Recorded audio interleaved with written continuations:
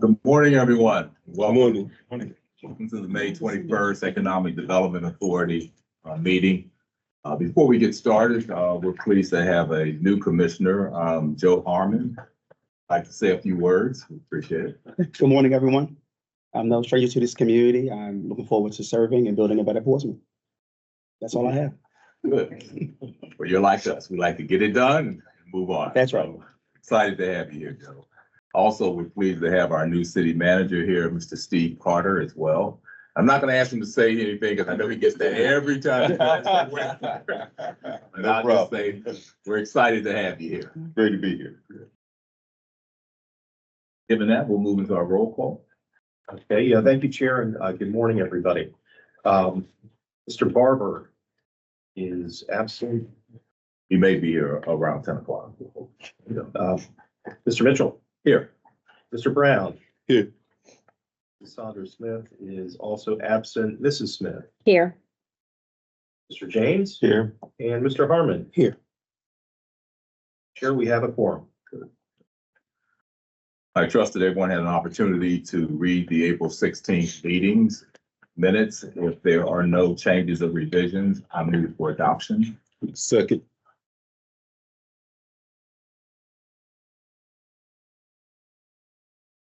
Have a motion and a second. Is there any discussion? Hearing none. Mr. Barber is absent. Mr. Mitchell. Yes. Mr. Brown. Yes. Sandra Smith is absent. Mrs. Smith. Yes. Mr. James. Yes. And Mr. Harmon. Yes. Chair, the item is approved by a vote of 5-0. We were supposed to have a discussion with Lisk, but Mr. Grant is stuck in traffic, so let's make a small revision. We're going to move to the blue market update.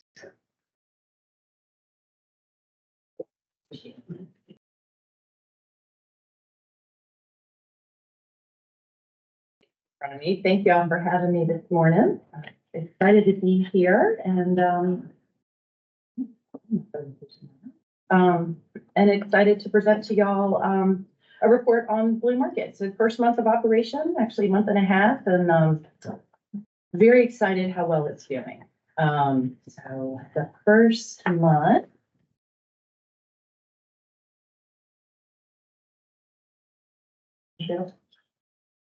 Okay, all right, I'll let you please. Anyway, the first month was, I feel, super successful. We launched March 28th, and we currently have 22 vendors in the market. 18 of them are enrolled in our crops program through Retail Alliance. So again, the whole idea behind this program is really a truly accelerator program.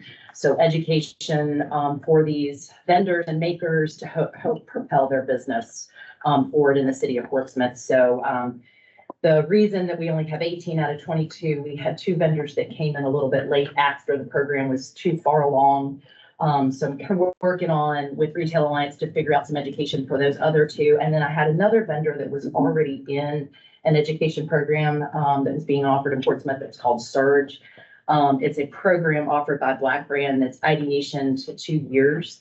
So I didn't want to pull her out of a program she had already started and then put her into another program. So again, working with Retail Alliance to get her those programming pieces that I think she'll need for her retail store. But the those that are enrolled, I've been checking in with Retail Alliance, and they're very engaged in the program. They're learning a lot. They're asking a lot of questions. So I've gotten great feedback from both the vendor and Retail Alliance in their participation, because our group makes up the half of this cohort. We also got a lot of media coverage throughout the opening, so that was really nice too. WTKR and WHRO both covered. So it's really excited about the media coverage for Portsmouth and just the positivity that it's drawn. Market overview. If you haven't been in the store, I know Mr. Mitchell's been in there several times. I've seen him, so hopefully everybody's had a chance to come by and see the market. Great quality product, really excited about the vendors that we have, and then the quality of product that's in the store. We've got everything. We've got skincare, hair care, candles, photography, We have bags and hats, really almost something for anybody if you're looking for a gift. We feel like we're a little bit of a high, high end. Our price points are good, but they're also very high quality products. So I think when people come in, they get that experience and feel that. First month, we sold 306 items and our sales figures was just right at $4,000. So I feel like, again, I'm not the retail person, so, hard to gauge, but I feel like that was really good sales for the first, 4 weeks of opening. I was really pleased. And that was with we got some marketing push for the opening, but really not a lot of marketing behind that. So we're stepping up that now. And so just to kind of get an overview of what's selling, this is just a percentage of units sold by vendors. So our top vendors for essentials is a skin product, and then also Wild Candles. She does candles and skin products and body products too. The next one is jewelry, so all handmade jewelry. She does a wonderful job. And then the other one that I'm really excited about is our impressed juices. So she came into the program actually 3 weeks after it started. So she's really marked really fast. We can't keep her pressed juices in. So she uses Burger Bistro as her commissary kitchen. And again, as soon as they walk in, they almost sell out that same day. So she's really trying to ramp up her production now, which is great. She's starting to get a following, which again is what this whole program is about. So really excited about that. And looking also for her, she's having storage issues with where she's pressing. So that's what's kind of limiting her production. So putting her in contact with a facility on the 600 block and hoping to kind of help out with her refrigeration and storage. So again, I think that's great connection that the market's doing, helping a business grow and then connecting them to another business. They're launching their commissary kitchen. And so again, helping other businesses. And then again, gross sales obviously really tracks the same way as the products sold. Most of their price points track with what the items they're selling. The only 2 vendors that we have not had a sale that we can track, we have 2 custom vendors. One are custom kicks. So if you've gone by and see, she does custom tennis shoes. They're very high end and her price point's $500 per pair. Is the average, and also our custom stools, and his stools are about $500 per stool. So I think they're getting publicity. They're both tracking a lot for their websites, which is great, especially the custom picks. Her inquiries have been huge. But again, I'm not sure we're attracting that particular customer at this point to the market. But again, it's still publicity for them, and they're both very pleased with how that's going. And so different things that we're doing to just kind of keep the market going. We are working on now events to help the vendors connect. So we had our first event Friday night. It was great. We're calling it Bloom After Dark. We're trying to connect with the other businesses on the block. So working with post-secondary, Cure, and Gosport to drive some traffic down to the 700 block. We're going to start this the 3rd Friday of every month. We had, probably about 30 people come in and out the first Friday night. So I think that was pretty good for the first evening. Everybody enjoyed it. They met the makers. So we had several makers there. Everybody sold something. We gave out prizes. And so anyway, it was just a really nice evening, and it's nice to see some activity after. That's why we're saying after dark down on that part of High Street. We're also doing Meet the Maker Days. We're targeting Saturdays, trying to drive some foot traffic from the farmers market. There's definitely not as much connectivity to the farmers market as we would like. The farmers market every Saturday has about anywhere from 1,500 to 3,000 people come in Old Town. They're not crossing the 500 block. So we're trying to figure out ways that we can attract people to cross that 500 block. I think once that professional building's finished and that construction is finished there and it kind of cleans up that block a little bit, I think that's going to help. But we're hoping that Meet the Maker Saturdays, that way we can put some marketing behind particular makers. And then if they can't do Saturdays, a lot of our makers do different farmers market and things, and we'll do different Meet the Maker days, but we want each vendor to have a day that we're pushing, that we're advertising, and they can connect to their clientele just individually. Social media, we're, working with social media and trying to drive people, and customers to each of their websites, to their social media pages, and then also to ours. Again, not to promote us, but we're promoting the vendors. So it's really not about the market itself, it's about the makers that are in the market, and that's what we're trying to drive traffic to. Which again, makes us different than other retailers, right? We're not the ones that are trying to create the following. We're trying to create the following and help these particular vendors grow. And again, hopefully they will then take some retail space eventually in Portsmouth. And then the farmers market, I already talked about that. We're really working with the Cullens, trying to figure out how do we get people across that 500 block? What do we need to do? We're trying to work some different ideas with the 600 block as well. There's lots of businesses on the 600 block, retail businesses. So are there things we can collectively do as a group, the 600 and 700 block, to kind of bridge that gap and get people from the water all the way to Effingham, which would be great. I already updated a little bit on the crops course, but again, our participants have been really engaged, really excited to hear the feedback from them. Every single one of them has said that this program is very different from any other program that they've ever done. And they've also each have gotten definitely some educational pieces that have helped them grow their business, things that they hadn't thought about. I'm glad that this is the course that we went to. Again, it is designed for retailers in particular. And so there's some specific things like inventory control, even just lease agreements, taking down brick and mortar, what that looks like, pieces that aren't in other educational pieces that I've seen. So, and they, of course, will have a business plan when they're done with it.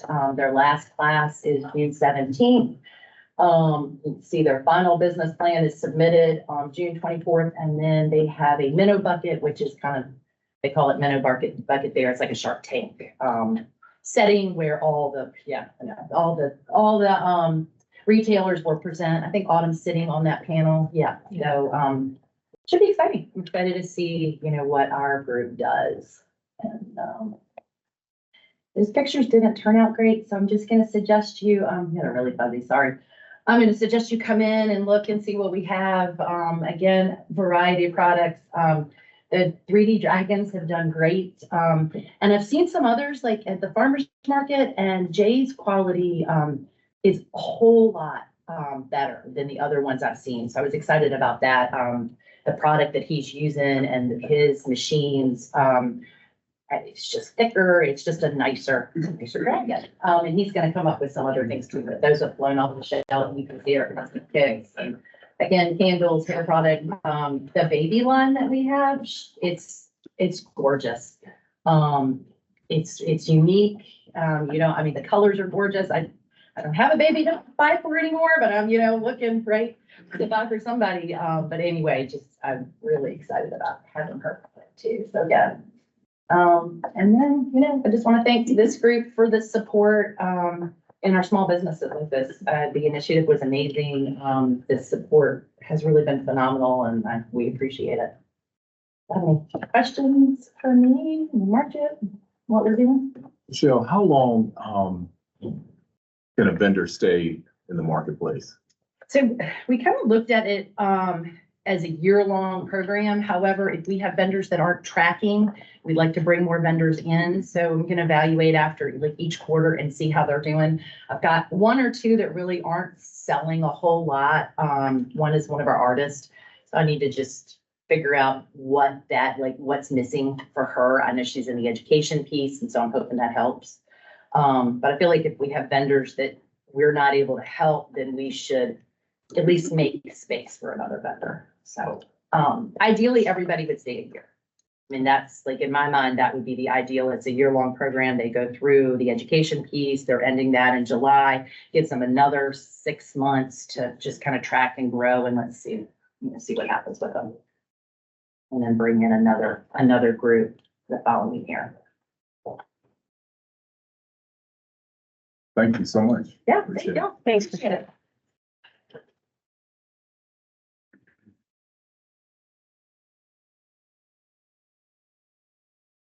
Jay is here, right? He is.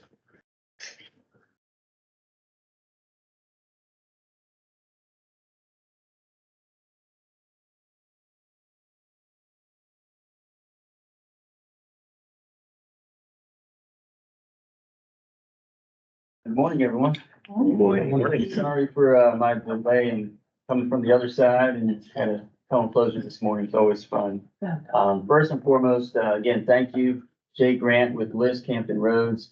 I have with me my newest team member, Kelly Hohor. She's our development officer. She started yesterday. And I'll also say we're a proud Bloom member. We've been in Bloom co-working since October, I think, of 2022. And we're looking to grow at Bloom. And so we are growing and obtaining some additional space. So we're working on securing the space next door where Rivers Casino's offices were. So that'll be really exciting. And lastly, I will say, my son, his birthday is next month. And I was talking to Miss Bryant, who has the kicks. What's the kicks? Oh, yeah. The custom yeah, kicks? Yeah. Can you get her to bring her price point down? And so now I'm like, I feel obligated. And I'm like, I don't know about. Yeah. For the children, they're a little bit low. So today we're gonna talk about the Emerge program. Emerge is Emerging Mission Engaged Real Estate Developer Growth Exchange. And so this is about real estate developers, of course, emerging. So nascent and newer and potentially smaller, potentially minority, women-owned, veteran-owned businesses that focus on real estate development.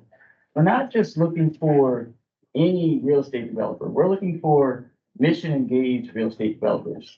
And that's a crucial point because we want developers that are either located here in Portsmouth, but certainly doing business, setting up shop, building in Portsmouth that understand the mission of Portsmouth Economic Development, Portsmouth Redevelopment Housing Authority, the city, our citizens here. And so this is a special type of developer that really gets it in terms of looking forward and creating the best possible future for Portsmouth citizens. Real estate developer, of course, and it's a growth exchange. So this is a program that we're standing up that is for growth. This is, these are not, you're not going to get your long-standing developers. Those, we're looking for them to be guest speakers in our program.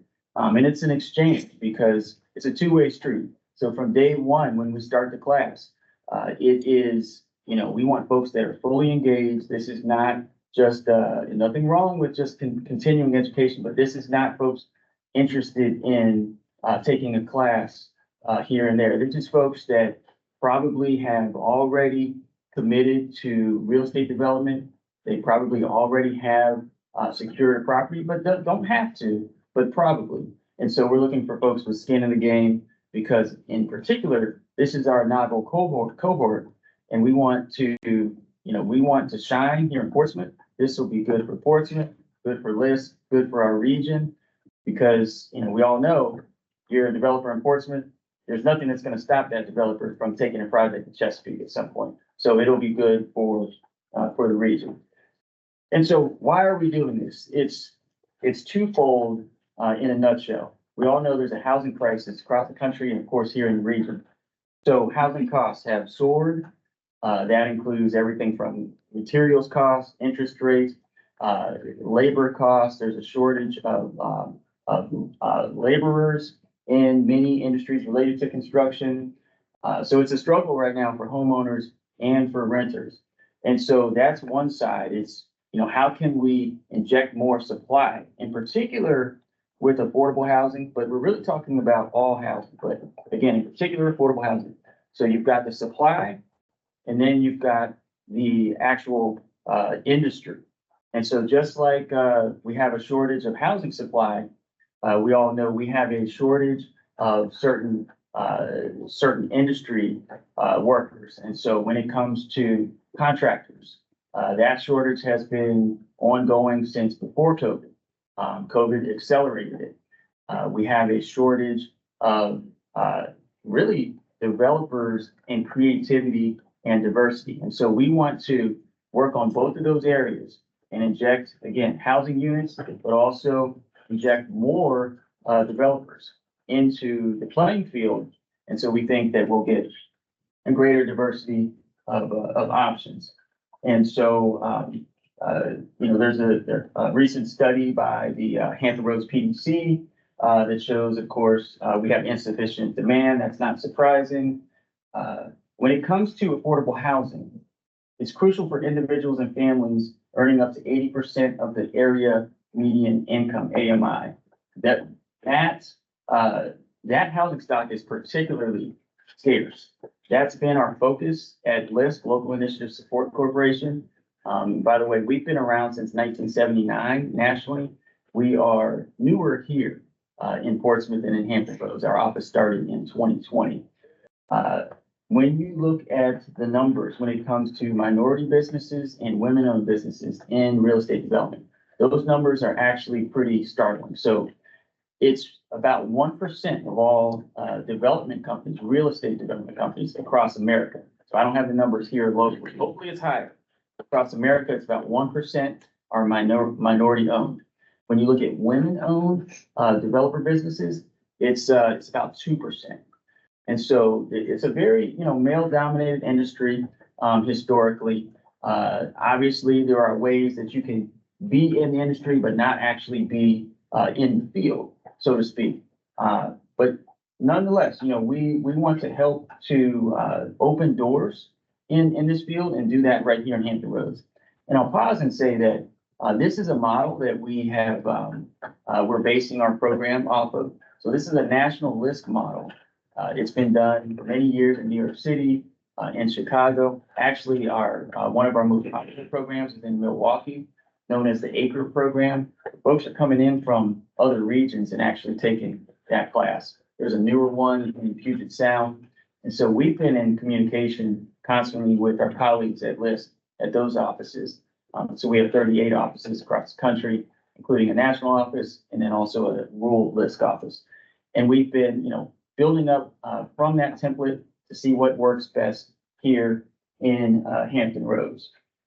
And so our response is setting up this program that we're calling Emerge. We're looking at doing a 16-week cohort.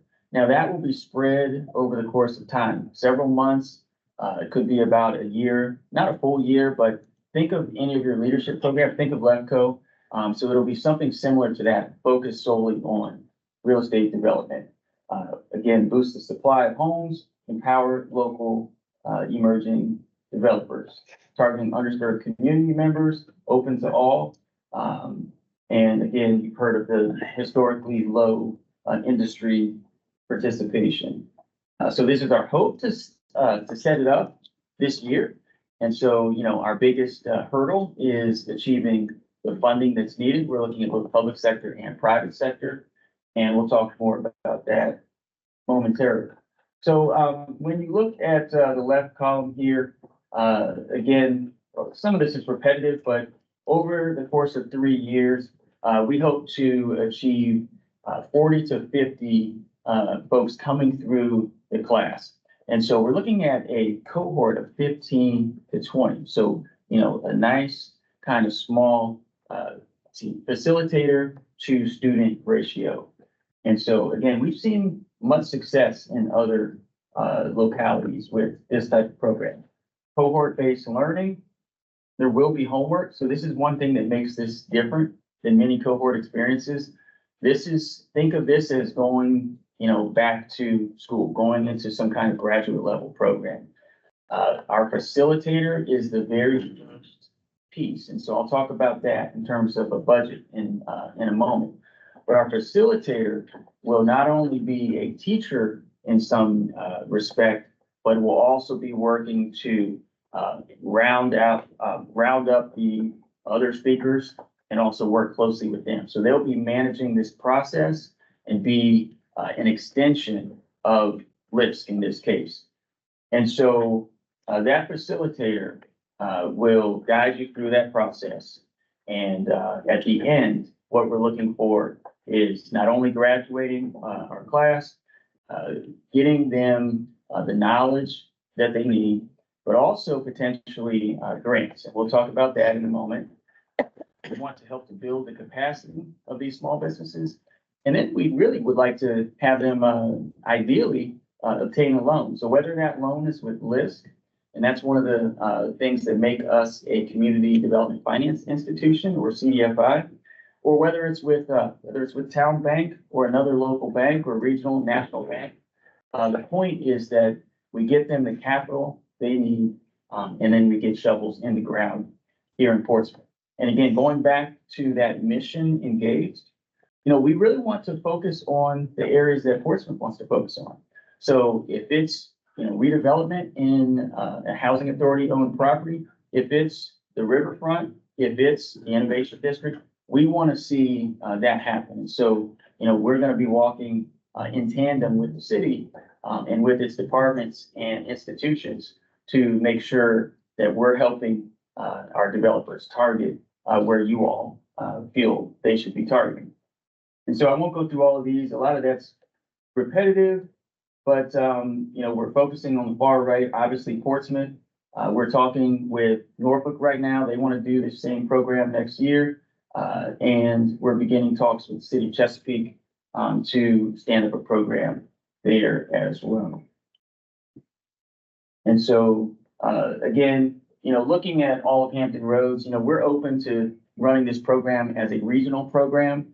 In the future, we're open to having more rural-based programs as well. We do work in the Eastern Shore as well. I had a meeting yesterday with City of Emporia. So our expansiveness covers the region. We're even open to working in northeastern North Carolina and up into the middle peninsula, potentially into the northern neck. And so we'll do this program anywhere in this region where it makes sense, where we can get support to kick off this program and help address affordable housing concerns. And so here is the budget right now. The important line is the second column. So the first column on the left is total cost for 3 years. Then you've got year 1, year 2, year 3. So year 1, the very second line, 50,000 program facilitator, that's an estimate. And so we hope to launch an RFP in the very near future. And so we're looking to secure some more funds to feel comfortable to be able to launch that RFP.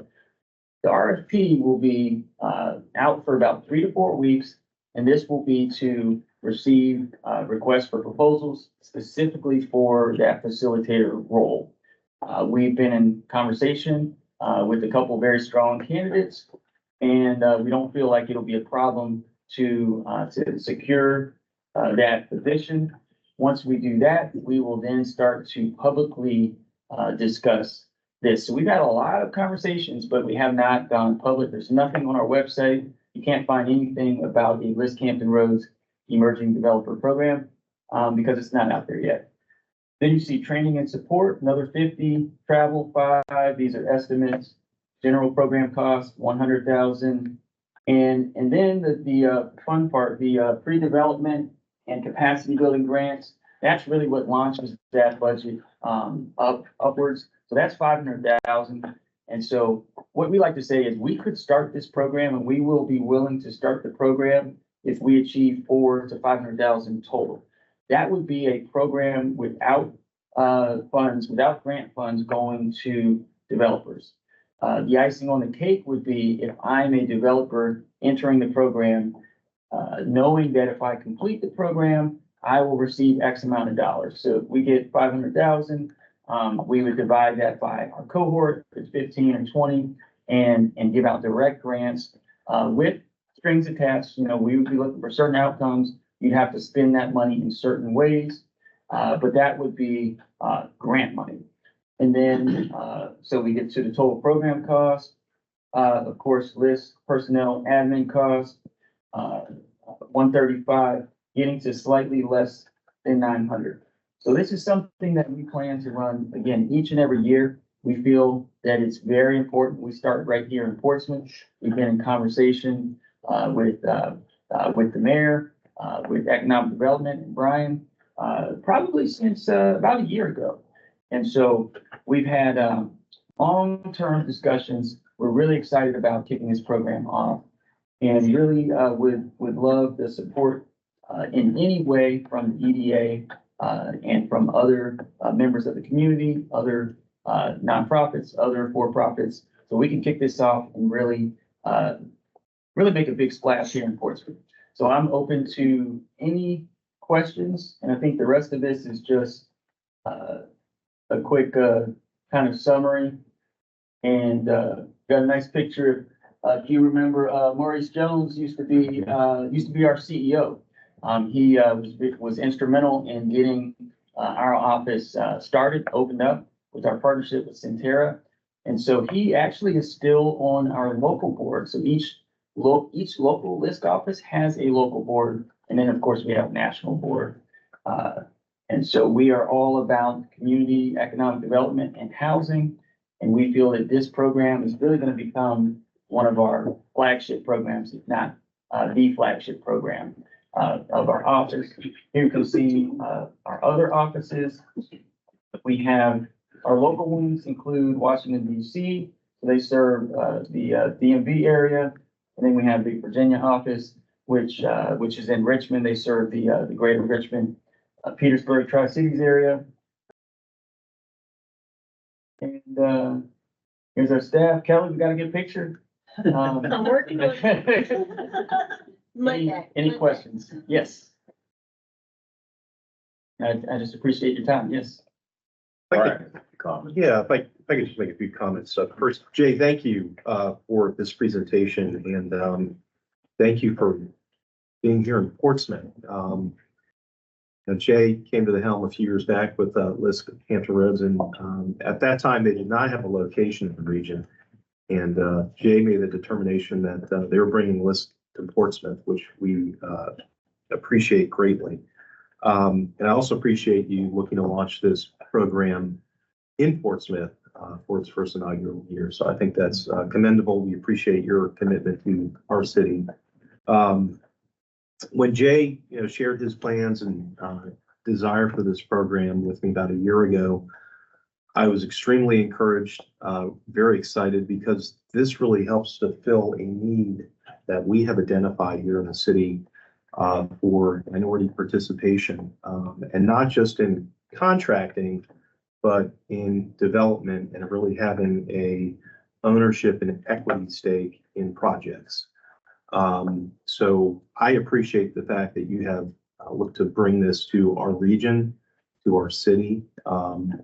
We've been engaged in a number of meetings and dialogues since the idea first was proposed. And I think it's a really great program. I think it's something that as an agency, the EDA can benefit from directly, having almost a ready pipeline of developers that can assist with future opportunities for development on perhaps EDA-owned properties, but also private projects as well. Redevelopment and Housing Authority is also very active with redevelopment, revitalization, and this really helps to create that pipeline that we talked about and I think have desired for a long time. So I just want to share my thoughts and, I guess encouragement for what's coming in partnership. So with that, thank you, Jay, and I'm sure you all have some questions. I have a question. Yes. Hi, thanks. It's a great presentation. You say you're looking for individuals with kind of like an established track record to enter this program. Yes. How would you go about identifying those individuals, and what kind of criteria would they need to be able to participate? Yes, great. So when we put the literature out there, we will have an application process. That application process will be followed by an interview process.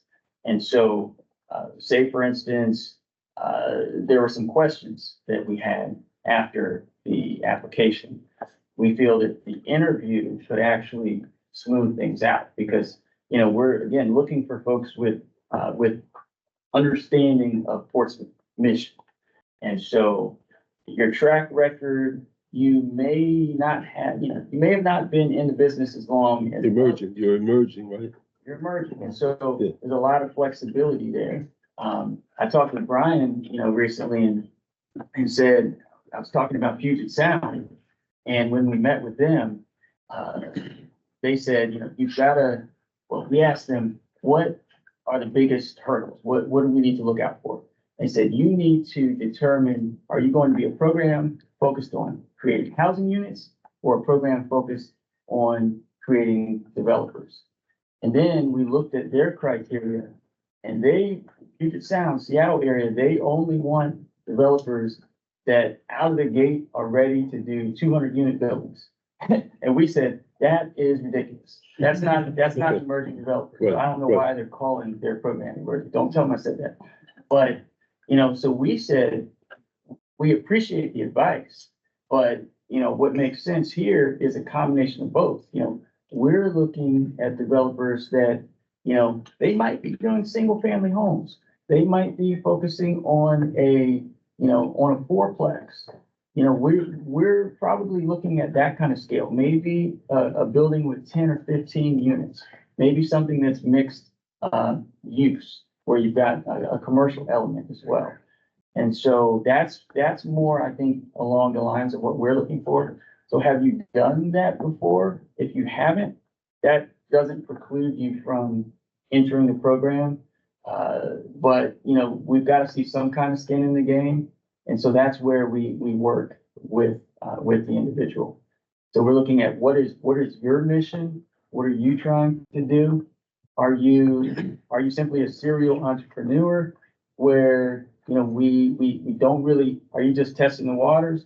We might kind of put you on hold for the next cohort, because again, part of why we really need year one to succeed, this is like any new endeavor. We need to show to our higher ups that this is a successful product.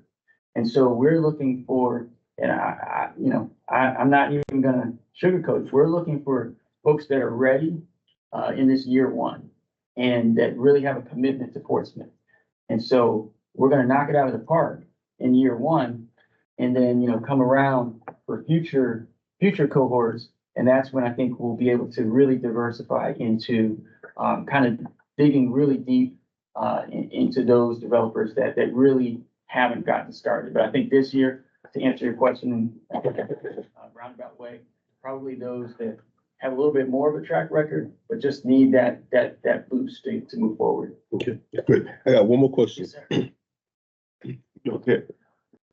One of your slides said, you were gonna seek service providers, and then you talked about, putting out RFPs for program facilitators and training support. Yes. Are those, so you don't, LISC doesn't do the program themselves, they solicit outside? So yes, we'll be soliciting outside individual / entity to actually carry out the program. They'll be working in lockstep with us. We operate like this in many types of initiatives. So for instance, we just received a congressionally directed spending grant from Warner and Kane's office. It covers Portsmouth and Chesapeake for violence prevention. And so we're going to be, in that case, we're actually going to be hiring a list staff person, but they're going to be outsourced to local organizations. But we'll also be looking for, support from other organizations. And so oftentimes what we do, we're a funder, we're seeking funding, we craft programs, we're focused on outcomes. And so we'll be guiding the ship, so to speak, and, requiring outcomes from that facilitator. They'll be, essentially a part of our staff. Right. Just not a list employee. Right, great. Thank you. Answer my question. Awesome, thank you. Yes. Any more questions? Just, I don't want to take you down into the weeds, but I'm struggling, great presentation, and I think you've got a great opportunity here. We got a great opportunity. I'm a little bit confused in terms of what vetting you would do for your first cohort, because I'm, like Mr. Brown has said, in emerging, are you going to focus on someone startups, or are you going to focus on someone who's maybe doing a little bit on a smaller scale, and you're just going to amplify what they're doing? and take them to the next level. I guess I'm struggling with I'm putting myself in a sales position. And I think there's a big difference between a startup. But when you say emerging, Mm-hmm. that's a wide range. Right. So you may need to want to crystallize that a little bit in terms of uh, how we sell the program to our entrepreneurs. Because my guess is, based on my experience, you're going to get a lot of what I call serial entrepreneurs Right. And who have done this for 10 years and they have nothing tangible that they can show. You follow what? where I'm I going? think I'm following, and for that type of individual, this might not be the time. But again, I don't want to preclude anyone.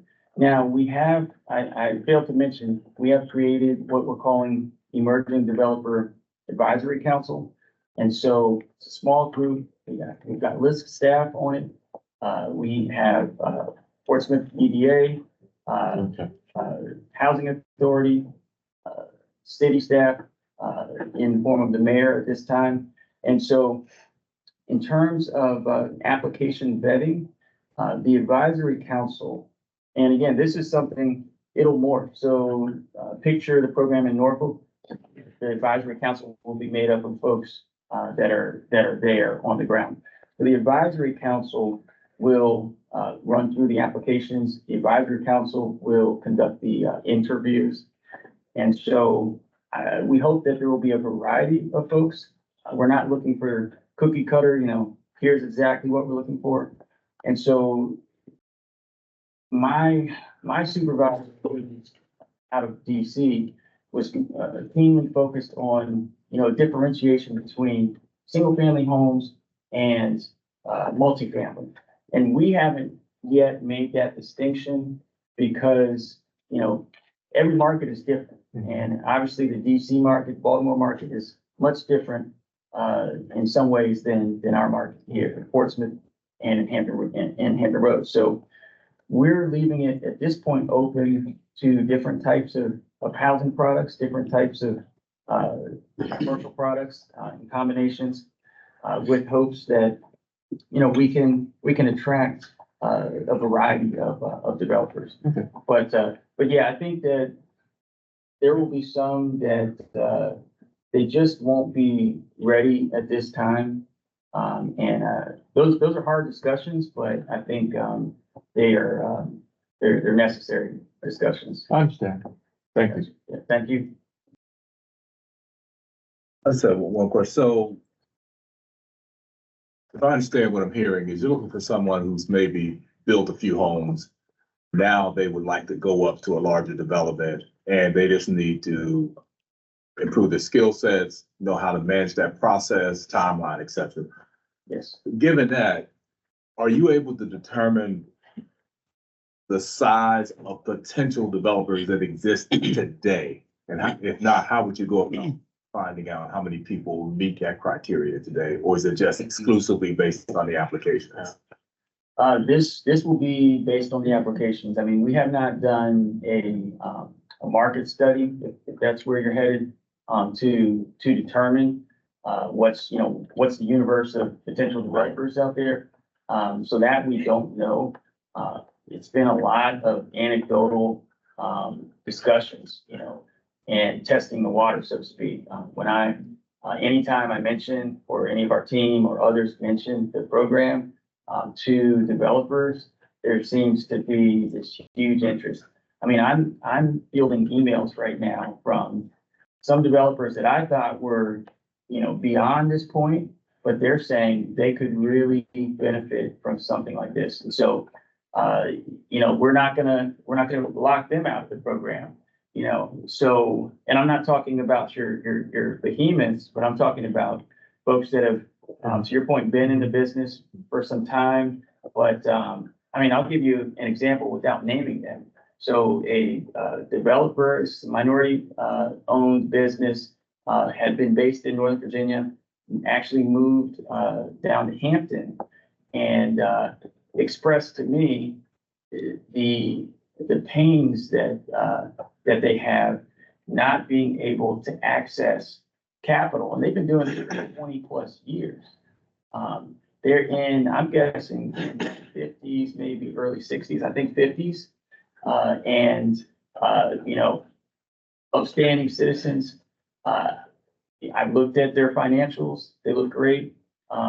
But they've expressed that it's just difficult as a small business, as a minority business, to access some of those big dollars. Like when you go into a bank and you say, hey, I'm ready for a $15 million loan, for a $10 million loan. And so even folks that are at that scale could be potentially good candidates for the program. If that's giving you some more flavor as well. That's very helpful. And the capital discussion is one that we've been having here for a while, trying to break that ceiling. So Yes. we get that. Jay, I am excited, you and I have talked about this program, I'm excited that you are bringing this to Portsmouth, and in hopes that it will increase in our affordable housing in the city, as well as increase the minority participation. So I do think that there is very limited, developers, minority developers in the city. And so we want developers that are ready to build on our sites and properties when we're ready.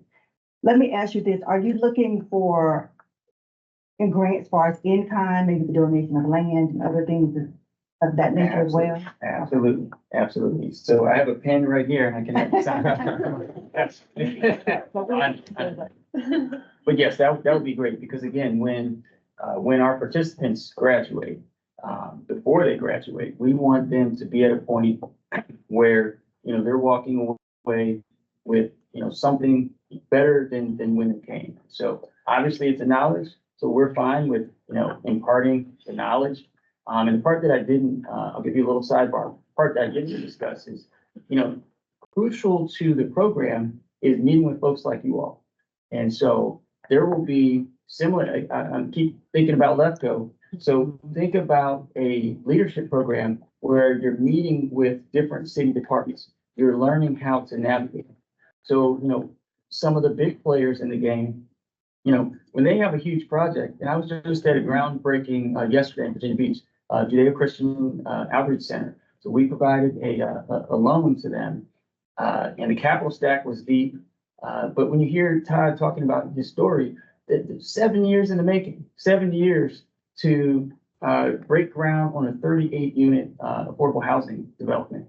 So these projects oftentimes take a lot of time, and this is their first development. Now, they've been in, housing, so to speak, for many, many years, but they haven't developed anything themselves. And so the access to that knowledge is key. So some of our bigger, like we partner with Lawson companies. And I was talking to Steve the other day, and he's talking about, this project over here took 3 years, this one took 4 years. And even Steve is telling me, understanding how to work with all the different nuances of city government, housing authorities, et cetera. And I'm not trying to say anything bad. It's oftentimes a mystery. And so if Steve is having issues, what do you think the new guy is dealing with? And so understanding how to navigate that process. So that's important, but absolutely, if by the end of the program, we can help these successful graduates to obtain potential grant that will help them with their capacity building. It could be staffing up, it could be other resources, and help them even secure a plot of land. That's a win. So absolutely, look forward to the discussion. Great. Yes, sir. Thank you, Mr. Grant, for your presentation. 2 questions. Would this program be accessible to developers that want to go into rehabbing existing properties and housing stock? Absolutely, absolutely. So I cannot, iterate enough that it's super important that we rehabilitate, that we revitalize our existing housing stock. And so, yes, that is a part of this as well. Okay. And the second question, to follow up with that, would this be offering them resources to tap into historic tax credits and grants? Resources, what about tax credits? Like for those developers, emerging developers, would this program be helpful to them tapping into historic tax credits and Oh, grants absolutely. because of our aging, housing stock. Yes, yes, we will be, diving into, historic tax credits, low-income housing tax credits, in the whole tax credit realm. And so you'll hear from professionals that have war stories and that can help to navigate, through that process. Yes, absolutely. Okay, thank you. Yes, thank you. Thank you all. Any additional questions? Good. Thank you. Very helpful. Thank you. Thank you Thank very you. much.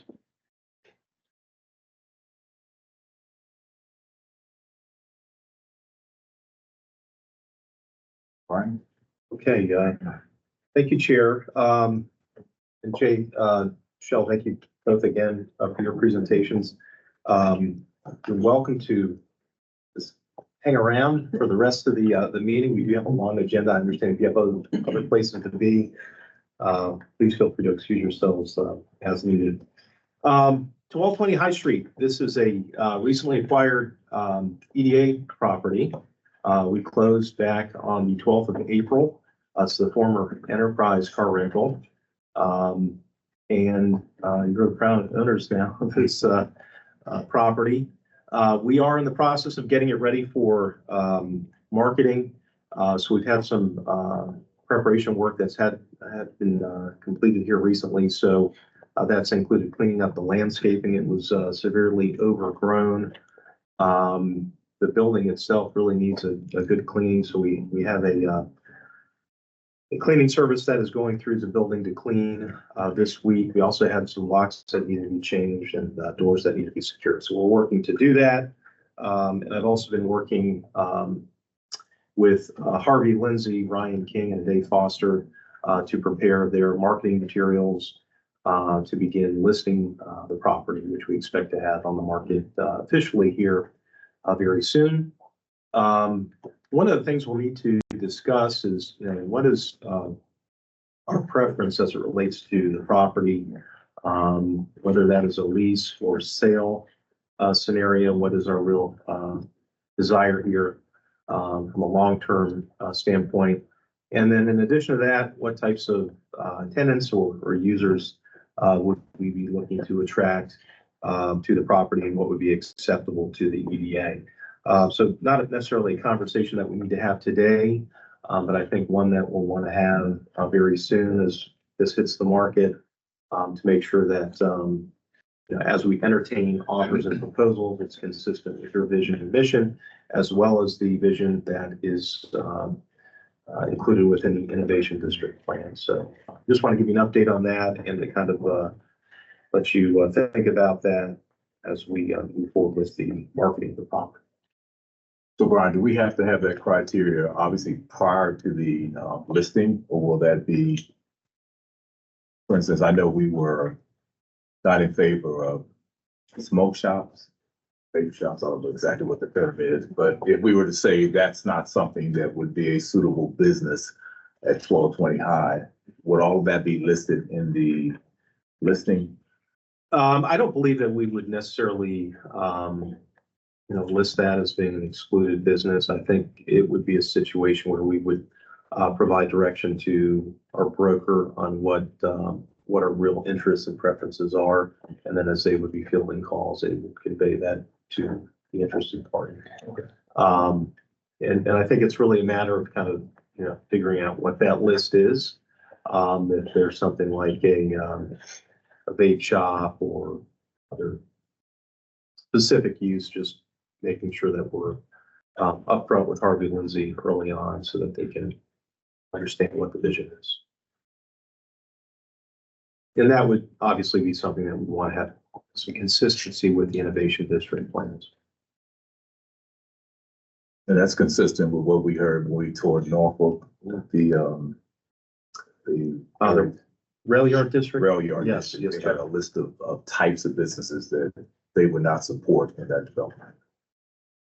Now, I think it will be, somewhat helpful as the Innovation District plan, in theory, moves forward. I believe it's going back to the City Council in June, is where that was left when it was first presented. Once adopted, I believe the next step in the process is for the planning community development staff to start looking at the zoning ordinance and any modifications that may be made to the zoning district that the innovation district encompasses. So if there are certain things that, you know, regulatory changes are made, then that may help with, again, kind of conveying what the vision is. Okay. I believe that's kind of the next step in the process.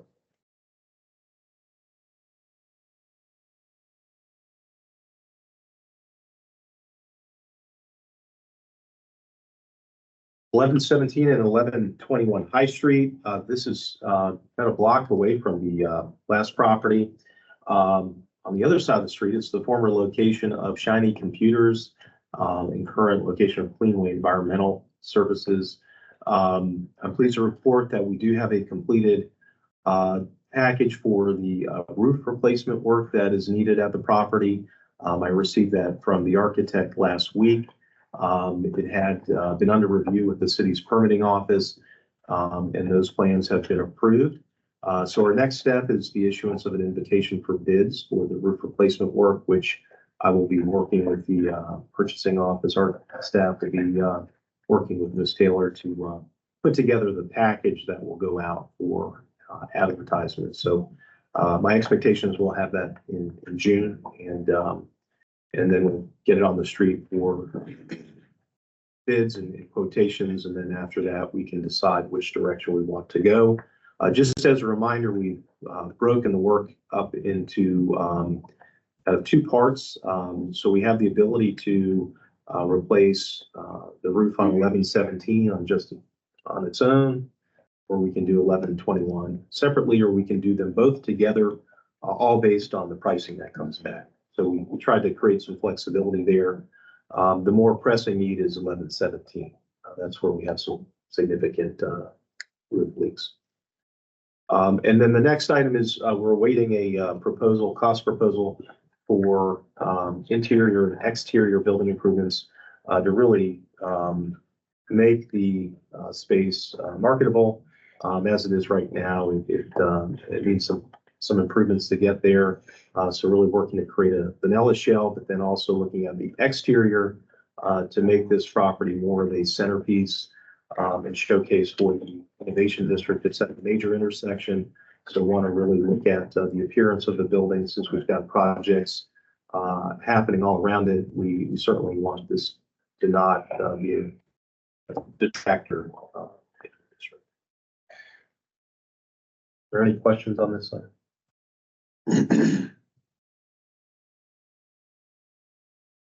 Moving on to another EDA-owned property, or an assemblage of properties, Craddock, the Afton Square section of the neighborhood there, the commercial core. The EDA has assembled again 3 properties over the last year or two. We just finished demolishing a small warehouse that had been kind of a blighting influence on the community for a number of years. That just wrapped up a couple weeks ago on Farragut Street. So what we have now is a nice development opportunity, I think, and an existing building that could be revitalized or redeveloped. There is a city parcel on the square as well that's currently serving as a location for a community garden. We understand, based on our discussions in the community, that garden can be relocated, so the city parcel can be made available as well for development. What I am asking and looking for your guidance on is the ability to move forward with listing these properties with our commercial broker. We had talked previously about doing an RFP. I'm not really sure in this scenario that's necessary. I think a listing would achieve the purposes and intent there. And we're prepared to do that with your direction to begin marketing the property for redevelopment or revitalization. We have had interest from the development community and are looking at what those opportunities may be. It may be some residential, perhaps townhomes or small scale multifamily projects like Mr. Grant was speaking of. But we'd like to get it out on the street to really see what the market is. So I guess the vote we can take here. to defer to the city attorney. I don't know if we need a vote or just maybe a consensus. I think consensus. Consensus is fine. Okay. Yeah. Everybody? Yes. agree with that? Yeah. Okay, thank you. So we will work with Harvey Lindsay to get that prepared and on the market as well. And Do you then, mind if I ask a question on this? Sure. yes, sir. You mentioned a city-owned property that was in the same area. And I'm gonna get up to just to get it down.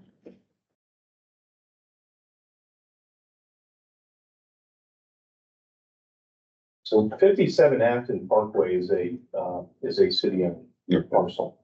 The EDA acquired the vacant former bank building next door about 2 years ago. And then just recently, 60 Acton Parkway and 73 Farragut Street were acquired. We have some plans to acquire some of the vacant buildings here, but the private sector beat us to that. So this is a city owned property. And that would need to be something that would need to be transferred if there was a development proposal. So my question was, as you're looking at marketing that, does it make sense to market it as a whole piece and not separate pieces? Does it make more sense to a developer to have the whole thing and not? If we could find somebody to come in and develop all of that at one time, I think would make the most sense. My expectation is, while there is a building here, the condition is poor.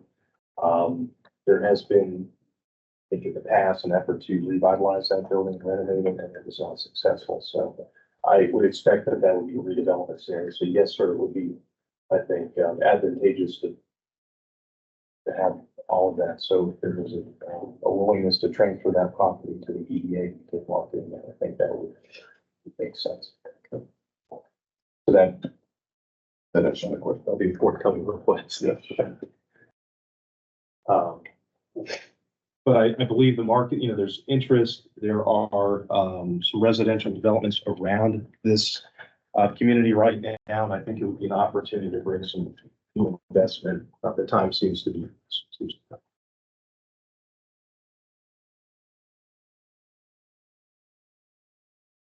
Okay, we'll proceed. I'm going to ask Ms. Bailey to provide you with an update on our small business events. We've been pretty active lately, and we've got some other things on the horizon. So Autumn is going to share an update. Morning, everyone. Good morning. So I'm very excited to give updates. Yesterday, for Small Business Month, we had our How to Do Business with Portsmouth event. It was very successful. We had, it was held at Southwood Community College, our Portsmouth campus, yesterday between 11 and 2. Out of 120, we had 104 attendees. And out of 30 exhibitors, we had 27 that were present. So we had a very successful event. Received a lot of kudos and gratitude from the participants that attended. Here today, we had Housing Authority that was present. We thank you for being there. We also had Public Schools as presenter and our purchasing office. They all presented on how to become a vendor with the city, specifically their agency, current opportunities and future opportunities. It was very thorough. Everybody was very appreciative of the information that was provided. In the final hour, we had a networking hour where everyone was able to come and meet with the table exhibitors and identify how to become vendors with them. And outside of our city agencies, we had developers, we had bankers, we had the small business assistant programs that totaled our 27 exhibitors, and some private entities as well that had contracting opportunities for our businesses. We thank you for sponsoring the lunch. We used our local restaurant, Time on the River. Everybody was very, our table vendors were very appreciative of the food. They enjoyed it. And then Councilman Hugo was there. Thank you for being present. This Hampton Rose is one of our vendors as well. So we had a very successful event. Our next event is Small Business Month networking event. And Amy is, she is spearheading this event. We are again using Tymon River as our location. They're allowing us to use their entire facility from 5:30 to 7:30 p.m. We are expecting 75 attendees. But all Portsmouth-based businesses will be present. That will be May 30th. So we are looking forward to that event. And the whole point behind these two events is just to highlight our businesses and just celebrate our local businesses for Small Business Month. Any questions on those two events? Were you able to collect any sort of information on the attendees that, the characteristics of them and, for yesterday's event? We did network afterwards and we spoke to several attendees, just to get an idea of what they were looking for. But we can certainly send out a survey to get more details. It was very fast-paced event, I would say, the least. And we were very, hands-on, interacting, but we can definitely collect that data. It was a great event. And I think it's something that we should probably look at maybe doing annually. A lot of vendors are intimidated by the process, whether it's IB or RP and that process. So I think we, ease their mind and making them more comfortable as far as going through the process of how to do business with our agency. But yeah, it was well received and definitely useful. So thanks for that. Any other questions? So our next event will be in July, on July 6th. From 12 to 5 p.m. We're having a block party just to celebrate our businesses in Old Town and really all of our businesses throughout Portsmouth, but it will be located in Old Town on High Street. We just went through a selection process for our event planner, so we've chosen Coffee Black that will arrange the event for us. We're working with them right now.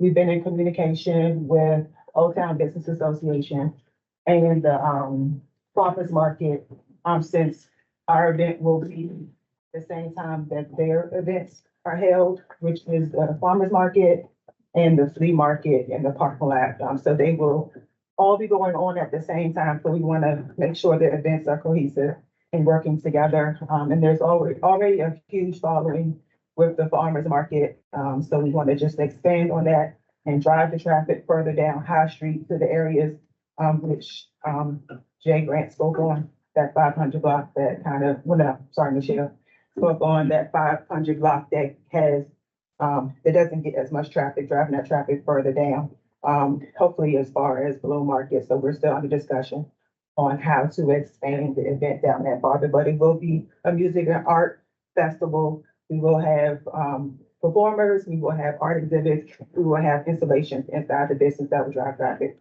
to the businesses, because the focus is bringing more attention to the businesses that don't typically get that attention on High Street. Any questions for that event? Yes. For the block party, will you have vendors? And if so, is there a vendor application? How can vendors participate in the block party? Yeah, so we will expand on the current exhibitors that participate in the farmers market. We will stretch that out. So they already have about 200 vendors that they have in place on High Street. So we will expand on the vendors that they already have so that it drives further down High Street. Once the website landing page is set up, there will be a vendor application, a business application, and a participant application on the site so that we can have full participation. Great, thank you. Next question. And it's more about the other small business events here, especially the how to do business with Portsmouth. Was there any information collected on some of the hurdles that those businesses have doing business with Portsmouth, especially Portsmouth City? One thing I'm interested in trying to make sure we minimize as much bureaucracy as possible, but still keep standards in place. So any information that even the rest of you guys, especially Mr. Grant, where you have information and help me understand what the hurdles are so that we can start trying to do things to minimize some of those hurdles. Still keep standards, but minimize hurdles. So you have any information like that that you gather when you have these kind of events? Yeah, so prior to this event, we have held individual sessions as minority certification sessions, just business related training where we have had discussions with the entrepreneurs and discussing the hurdles that they've had, as minority businesses. And this idea came from the discussions we had with those businesses. So a lot of it is just not having the information in front of them, not easily being able to access how to become a vendor. Being minority vendors or minority businesses, like, Jay said, the access to capital, not being able to fund these projects so that they can actually execute them. So we took that information from the individual trainings we had and built this program to at least eliminate that hurdle of not having the information. And we'll continue to build more programs so that they can get everything they need to become actual vendors. But that's information that we're going to continue to gather. And if we do the survey to find out what their needs are, that will help us capture how to create even more programs. If you can share that information with me as far as hurdles are concerned, I'd be interested in that. Thank you. I think the first hurdle that I saw during the city presentation, they mentioned that procurement is done using EVA. And then asked, how many of you are registered in EVA? And I would say about 10% of the room was registered in EVA. So that's 90% of the room that didn't know where to find city procurements. That's kind of a hurdle. Yeah. So now they know, and the procurement folks actually walked them through the website on where to go to register, even to get the information. I thought that was and some good insight provided around, how do you build your business profile so that you start to get push notices for procurements that kind of fit in the scope of the kind of work that you do. Right. Very valuable. Yeah, and one of our table vendors was EVA. So we put those representatives in place so that they could get the information they need to close up those gaps and then moving forward. You had mentioned a survey, so are you doing a post survey So we of the attendees? had everybody's contact information that attended, so we can send a survey out to them and just have them answer some questions so we can get further detail on what their needs are. Because I think, follow-up question, because I think, following up on the city manager's, question, on that post survey, just make it short, but you can say what are the top 3 barriers you face doing business with Portsmouth? And then share that with you and the city council, and so at least they'll have some documentation. Great. And I think we would be open to a small roundtable with the city manager, with some of the developers to just hear personally.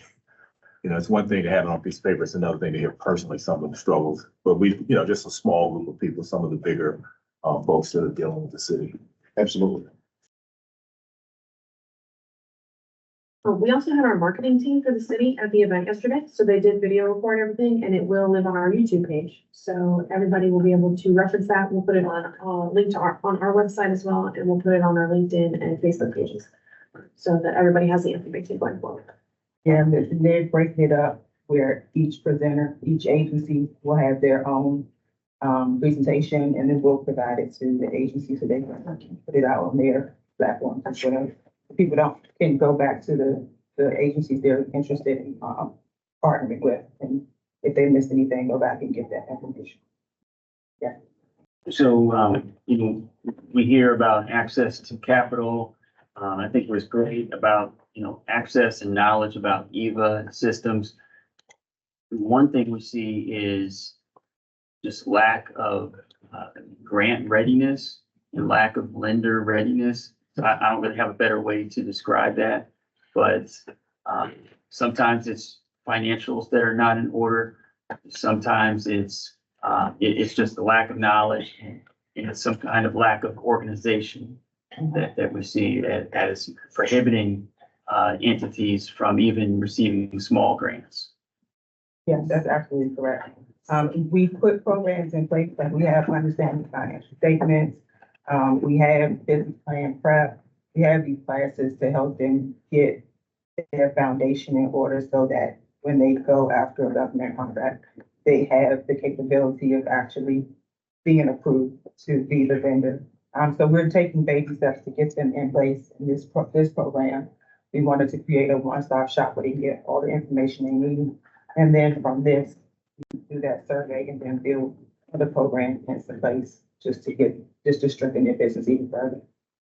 Just one quick question. Have we ever, has the EDA or whoever ever done just dovetailing on what Jay said, because I've run into this a lot with companies, and how to get ready to do business with the city? Because I think a lot of times folks are afraid to, in a big setting, say they're not ready. They don't have their financials, but they think they're ready. I mean, a good point is evil. So I think somehow maybe we should think about doing on a smaller scale, asking for people who want to get ready to do business with the city or with the state. Does that make sense? Yeah, and Yeah, so- Okay, I'm sorry. Mr. James, just to respond to that. So last month we had the Small Business Development Center of Hampton Roads presented to the board on some of its programs and services. And one of the programs that was proposed was exactly that. Oh, okay. And it was a Portsmouth kind of contracting institute.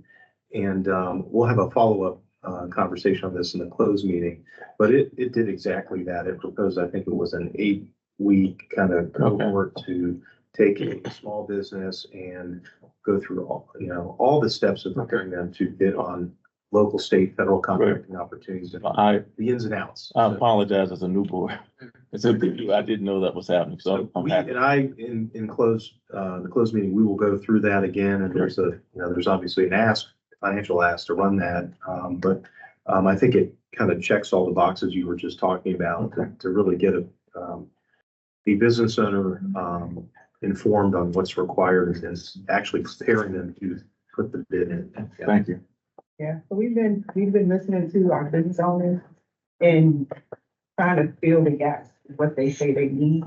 So we did how did we do the Portsmouth because we had so many inquiries about, I don't know the first steps to becoming, working with the city, the different procurement offices. So we put this program together to give them an overview. A lot of people don't know that there's several procurement offices. So we put all the agencies in front of them so they can know this is who you work with, how you do it. These are steps to take it. And then we spoke with the SBDC to have that program that walks them through those 20 participants or however many, how to step by step get your business in order to actually become a vendor and actually execute contracts.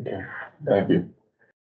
If I can make a comment, we run programs like that too on the private sector in Bloom. So we're right now running Surge, which is ideation through 2 years. So again, taking an entrepreneur and giving them the education they need to, do exactly what we're talking about is do business and excel. And so we're running Uplift this summer, which is an acceleration program. So taking businesses that have been in existence between 5 and 10 years is what we're targeting. We're looking at industry specific targets that Portsmouth has identified that they need. And so again, taking existing businesses and trying to give them the education tools that they need. Run Black Brand. So I think, again, it's great to have the private sector also support small business and help educate them. That's one of the things we do with the partnership in Bloom.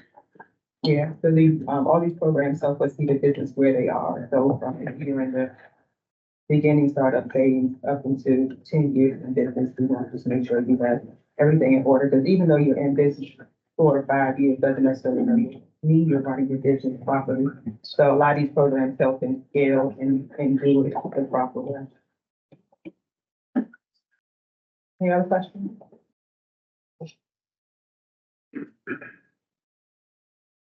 Thank you. Thank you all. Autumn, you may want to hang around for just a minute, because I think the next slide is going to be, I think, an item that you're going to help cover. And that is some updates on the business investment grant programs. And the first of those are the Smart Start Business Development Grants and the Acceleration Grants. So Autumn, the floor is yours. So I manage the Smart Start Business Development Grant and the Smart Start Acceleration Grant. So I'll start with the Business Development Grant. So our fiscal year, our fourth quarter, for the fiscal year closed April 31st. This round, we had 18 grant applications for the Business Development Grant. So far, we have approved 5 grants, which are in the back ready to be signed by Mr. Mitchell. So those 5 grants total $10,000. So once those are signed, we will dispense that funding to those businesses. Of those 18 businesses, 17% are SWAM businesses. So 7 of them are women-owned. We didn't have any veteran-owned businesses, and then 9 are minority-owned. For the entire fiscal year, we had a total of 75 grant applications. 47 grants have been approved so far. 28 so far have been awarded. Of that 28 awarded grants, totals $81,980 approved and $53,980 distributed. Of those 75 applicants, 91% are SWAM businesses, 23 are women-owned, 12 veteran-owned, and 30 minority-owned. So the next grant is our Small Business Acceleration Grant. In April, our 4th round, we have 6 grant applications that will be, 1 has been approved thus far, totaling $5,000. Of those 6 applicants, 50% were SWAM businesses, 2 women-owned, and 3 minority-owned, none veteran-owned. So for the entire fiscal year, we had 24 grant applications received, 6 grants approved, 1 so far awarded. That totals $30,000 that has been approved, $9,509 that has been provided to the business. Of those 24 applicants, 85% are SWAM businesses, 2 are women-owned, 1 veteran-owned, and 3 minority-owned. Question? Thank you. Thanks, Autumn. Amy, I'll turn it over to you. I think you've got an update and then some applications, I believe, as well. Yeah, good morning, everyone. Morning. So I run our real property investment grant program, and for the 4th round, I had 11 applications. Pretty proud of the number, actually. 2 of which have been approved. 1 you approved last month and 1 was administratively approved. That funding total was $13,180. None has been distributed yet. As a reminder, each project has 120 days to complete. Year to date, 33 applications received, 17 of those have been approved, 7 have been awarded. The funding has been distributed, $34,978.33. We've had some really great MWBE participation. Overall, 82%. We had 3 that were specifically women-owned, 1 women and minority-owned, 8 minority-owned properties or businesses, and then 3 veteran-owned. Any questions on that update? What's the lag between funding approved time and funding distributed time? Each project has 120 days to be completed, and then an additional 30 to submit their paid in full or proof of payment. Okay. So we've had a few that have requested extensions. Those come in 90-day increments. But that's the issue. Okay. All right, easy update. So I have 7 grant applications for you guys today. She's gonna try to be really quick. Yes, I'm gonna be We still very. have some agenda items to cover, so she's gonna go. I brought my notes. Okay. So my first application is for 1 Beechwood Court. This is Atlantic Fabrication and Boiler Services. That is the business that is renting the property. There are actually 2 businesses on site. The scope of work is a bit unique than any other application I've had. They are looking at permanent fixtures and equipment. So they would like to remove an outdated manual crank plate roll machine and purchase and install an automated plate roll machine. Total project cost is $79,424. They are requesting a full reimbursement of $25,000. This is a little idea. This is an industrial property off Beechwood Court, which is near, it's off of Victory. They specialize, the business, excuse me, specializes in sheet metal, welding, structural, mechanical, piping, insulation, HVAC, and boiler repairs. They are, they deal mostly in maritime, but they're also a DoD contractor. And apologies for the grainy photo. This is the manual plate roll machine, and then what they would like to purchase. That machine itself is a little under $50,000. Kind of a straightforward but an interesting property improvement grant request. Do you want me to hold questions till the end? No? It's all right. I have a question. That's what I was gonna ask. Is equipment purchase considered property improvement? We do have that in our grant guidelines as permanent fixtures and equipment. So far, the other grant applications that you've approved where equipment was involved are mainly restaurants. So you have approved, permanent installation of deep freezers or refrigerators for a restaurant, as well as like the hood vent system. So this one is a little bit different.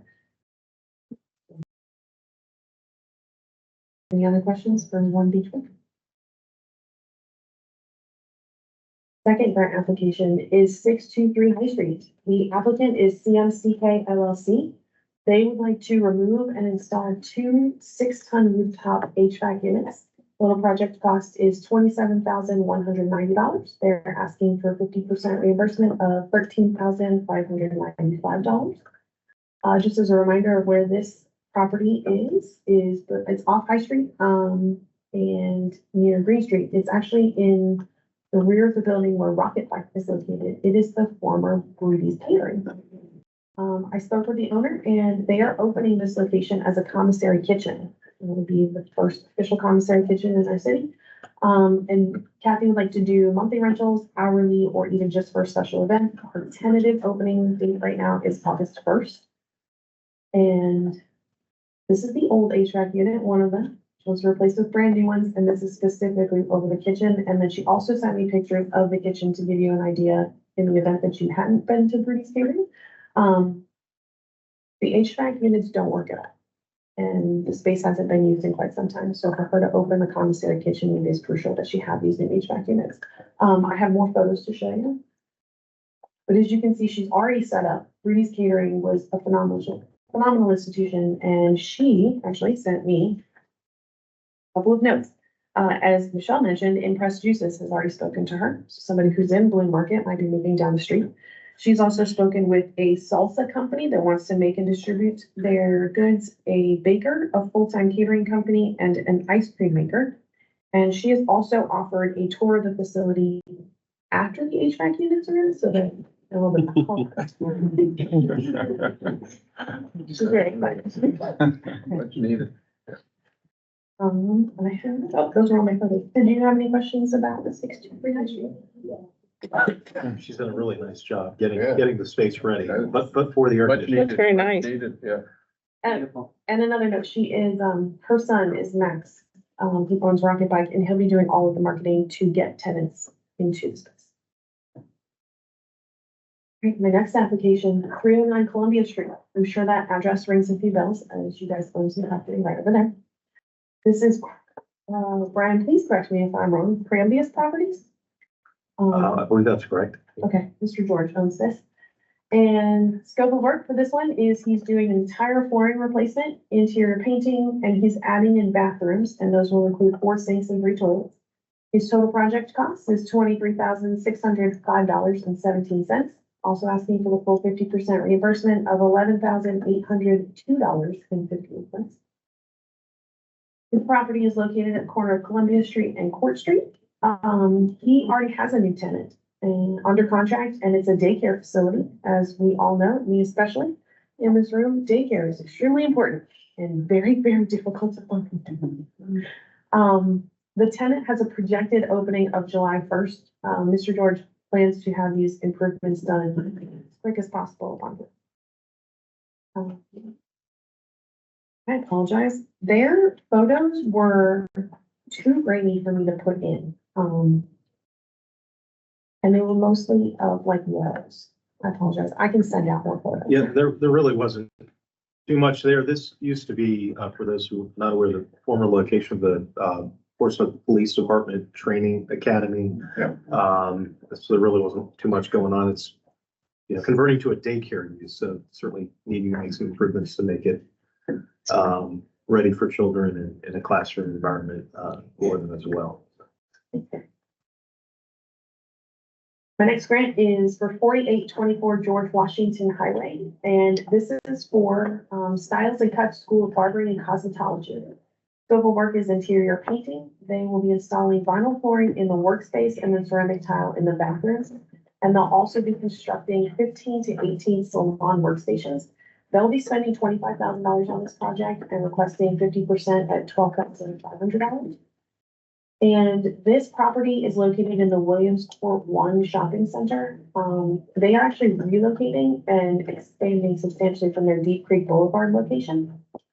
And as you can see, a little bit rainy, but it's mostly open space. So this will have a different footprint when they're done constructing the workstations.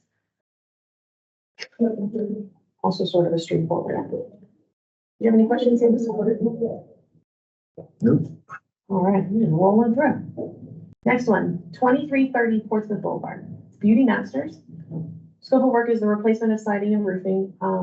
This is a unique application. You approved this project last grant round. And after the approval, Kelsey actually emailed me to remind me that this project required approvals from the Historic Preservation Committee because it's located in Truxton. With that and the fact that his contractor fell through, Mr. Abdullah is actually is reapplying for his entire project. If you approve this request, he would like to cancel his last approval. So his project cost has increased. His previous project cost was $29,250. You had approved him for $14,625. His new project cost, $56,025.50, and he's requesting the full $25,000. Just as a reminder of where the location is located, where his business is located. It's at the intersection of Portsmouth Boulevard and Deep Creek Boulevard, and it's like right at the beginning of Truxton. And this is what his current property looks like. He did not have to have Historic Preservation Committee approval for his roofing, as it's a complete swap out for the exact same materials and color. But he did change color of the vinyl. And as I learned from Mr. Landfair, there are 62 different colors that Mr. Abdullah could choose from. And he was able to get administrative approval to have an updated, more historic looking vinyl that is textured and not smooth like current ones. Is the current vinyl in violation or something? It's not approved color? It's not an improved color or improved texture. Okay. So, and it's been on the building for about 15 years. Yeah. Moving into what is left. So this will be bringing him into compliance with the historic. Has it been cited for that? No, if it was from 15 years ago, that was before the current guidelines. So it wasn't like, it was grandfathered in. It wasn't Okay. out of compliance. It's not a contributing structure, so probably wouldn't have been a big deal anyway. Okay. Other questions? All right, the next step, 900 Broad Street. This is actually his second application. His first one was administratively approved by Brian in the next round. It's ECG 900 Broad. They're the owner. The gentleman that owns this next door is actually located in California. His scope of work for this project is the removal and replacement of everything in this bathroom, and you'll see photos, and I think you'll understand why. It will include a new toilet, a mop sink, faucet, a door, and a frame. He'll also be replacing the light fixtures throughout the interior and exterior of the available warehouse space, and he is installing a new 100 amp electrical circuit and panel. His project cost for this one is $21,660.91, and he's requesting 50% at $10,830.45. Project is in Port North, I think. It's it's leased spaces to industrial companies. There is a transloading company that's in there. When I visited to take post-improvement photos for the last round, I was taken on a tour and they were storing peat moss in one of the areas. He currently has 2 available spaces, one that's 7,000 square feet and one that's 15,000 square feet. I have been sending his marketing flyers to different industrial businesses looking for new spaces. And here are his pre-improvement photos. And he's trying to vanilla shell it so that he can actually attract new tenants. As you can see, not many people would want to move into this. Yeah, dramatic before and after. All right, any questions for this one? That's grant application, an exciting one. This is for 611 Airline Boulevard, All About Food LLC, AKA District Restaurant. Scope of work is they would like to replace the flooring, interior and exterior doors, 3 HVAC units, and they'd also like to put in some decorative trim and railings as well as paint the interior. Their total project cost is $51,012.59, and he's requesting the full $25,000 in reimbursement. They're expanding and relocating to the previous Amici's restaurant space. I'm sure you've all driven past it multiple times, but almost at the intersection of High Street and Airline next to Snowball Place, and the before photos. Definitely looked like an Italian restaurant. I was not able to eat there before we closed. But as everyone knows, District is a soul food restaurant, so it will look much more like their vibe. Here's a few photos. Oh, one more note is he is currently renting the space. I'm sure you've seen the signs that this spot is for sale along with 4 other parcels, and he has put in a bid on the property. Those are all of my grant applications.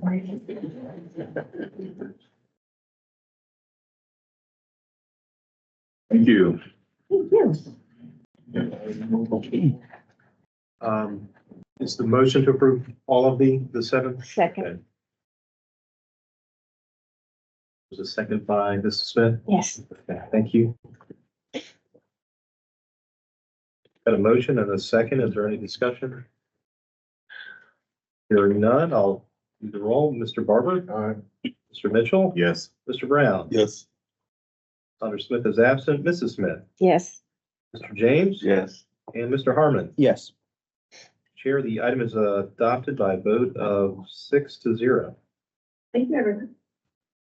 And if I could just say thank you to both Amy and Autumn for their efforts closing out the final round of the fiscal year. It is a lot of work processing these applications. There's a lot of follow-up that has to happen with the applicants to make sure they've got a complete application. And it is time consuming. So I appreciate the work that they do to bring these before you and help the businesses out as well. So just want to take a moment to recognize the 2 of you for your work. Thank you. We're running a little behind schedule, so Commissioner Smith, you'll give us the update on the business investment grant, and then we'll move to Commissioner Barber, small business financing. Well, Brian, you said you were gonna handle this. I can, yes, and with your input. Yes. As you desire. So annually, we are always looking to improve upon the programs that we just covered a few minutes ago, and those are our business investment grant programs, the first of which is the real estate investment grant. Looking to make minor modifications and tweaks as necessary to improve the program or maybe to address unique issues that may come up through the course of the year. So we have met, I think, on 2 occasions with the Business Investment Grant Committee. And we came up with a number of recommendations to improve the programs and also to address some of the items that have come up, periodically throughout the year. So I'm going to run through this really quickly. A lot of these are kind of administrative items, but a few have addressed some of the conversations we've had. So the first thing that is being proposed is to include a requirement for a pre-application meeting with staff. That is something that we've always recommended and encouraged. It hasn't always happened because of factors where maybe an applicant is out of town or you get an application that those conversations that happen. We're now looking at that requirement. That's something we can certainly do in person or virtual, but I think it will help just to get a better understanding and clarification of some of the eligible items that from time to time are in question and we need further discussion. We are also looking at requiring a section for the property owner's contact information on a consent form. Currently, the property owner does need to consent if it is a lease situation where there's a tenant making improvements. We're now looking at just having the contact information provided in the application. Currently, we're having to ask for it if needed. So we're going to go ahead and just make that modification to include that. There was a question about a need for providing a special program or maybe a category for shopping centers in order for them to be able to utilize the program for facade improvements. We looked at that. We discussed with Harvey Lindsay, our commercial broker, kind of what their feelings were and what they'd seen in the industry. And after consideration, we determined that it really wasn't something where there was a pressing need for a special category for shopping centers. We do allow for shopping centers to participate in the program currently. However, we limit the number of times that a property or a tenant in a multi-tenant property can apply for the program to no more than 2 in a 5-year period. So what we are proposing is to allow for one additional application to occur, which would allow for the shopping center to apply, as well as its tenants to apply and utilize the program. So increasing 2 applications per address to 3 within a 5-year period. We've also looked at increasing the signage allowance from $2,500 to $5,000. We think this will assist with any monument signage that a shopping center may look to upgrade, but it's also something we've seen on individual properties where the signs are becoming more elaborate and are becoming more expensive. So we think that will help cover some of the costs there as well. And then lastly, requiring a state licensed contractor who would also be insured for any work over $1,000. I believe currently the application references $5,000, but the current state requirement is $1,000. So we'd be looking at modifying that number down to $1,000. So for the most part, these are really more just kind of administrative items that we've included, but I think will help to streamline the application process, but also make it more available and accessible for shopping centers and multi-tenant. Question? Okay. You need approval for that? We will. I think we should, unless you're intending to bring the entire. We will, and I guess, our thought was that we would take these, we could modify the applications between now and your June meeting. So we could come back with the actual application, and if in June you'd like to just approve the applications, we could do it then as well. Or if you want to approve them now, we'll do that. It's whatever to your liking. There's no objection. Might as well approve now, I think. Yeah, simple. Would you like to do them individually, or would you like to do them again? The whole Okay. All right. Thank you. Appreciate it. We're going to go ahead and work through the next two, which are your business development and acceleration grants. So I think a few more substantive changes here. The first is that we are looking to require for businesses utilizing a co-working space, mailbox, they must prove Portsmouth residency with a 12-month residential lease or proof of home ownership. And something we've seen recently is that a applicant will come in, they have a address based in Portsmouth, and a Portsmouth business license, but they may not have a real true physical presence here. And that's something that we have encountered on a few occasions. It's not widespread, but we would be looking to ensure that they actually are a Portsmouth-based business, and that would be either through their lease of a residence or a home ownership here in the city. The alternative would be that they're physically located, a non-mailbox occupant of a commercial space. And we do have that, which is your next item, your co-working space tenants, which we are now looking to require a minimum 6-month lease. And we would be requiring a copy of a lease agreement with the co-working space.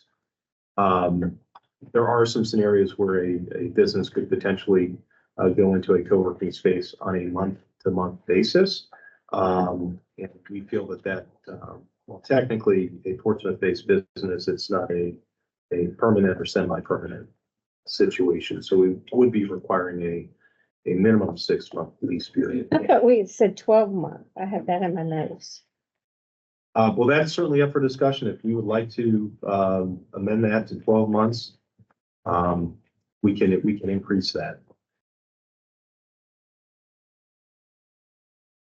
Why the concern for 6 versus 12? Do you remember what the discussion was? Yeah, I think we felt like just the obligation of the person to stick with the business and try to make it succeed. That it's a viable business. Yeah, that, you know, they're working to put forth that extra effort and not give up in 6 months after, you know, they get the grant.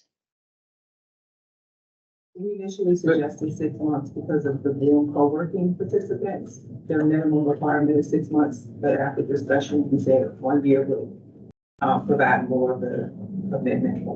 Yeah, that's how I saw it. How would you, a couple of questions, how would you prove the 12-month residential lease? Or I understand the home ownership, and when does it start? Does it start from the date of application, or they have to have shown that they've been here for 12 months?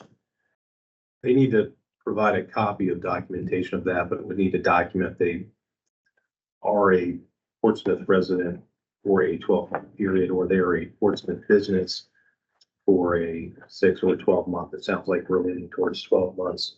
And they would need to provide documentation of that. So, and if I apply for one, I have to show that I've been in Portsmouth for 12 months. Well, or you could be in the middle of a 12-month lease agreement. So perhaps you're 6 months into a 12-month lease. Okay. If I could ask a quick question, just speaking up for co-working folks. So if you had a lease that's less than 12 months, but you could show that your business existed in that space for longer than the required period, you know, I would just ask that maybe consider that as well. So you've been there for longer, but maybe you're in a smaller incremental lease. So if you're doing maybe month to month, but you've already been there for a year, which is current. Yeah, I think that would go right along with the same lines as the home ownership. If you're in the middle of a 12-month lease. If you've been there for, 6 months and you have another 6 months. There. I think the intent is to demonstrate that you are a Portsmouth resident or Portsmouth business, that you're established as a Portsmouth resident. Basically too, that you're serious about your business. And you're serious about bringing it to Portsmouth.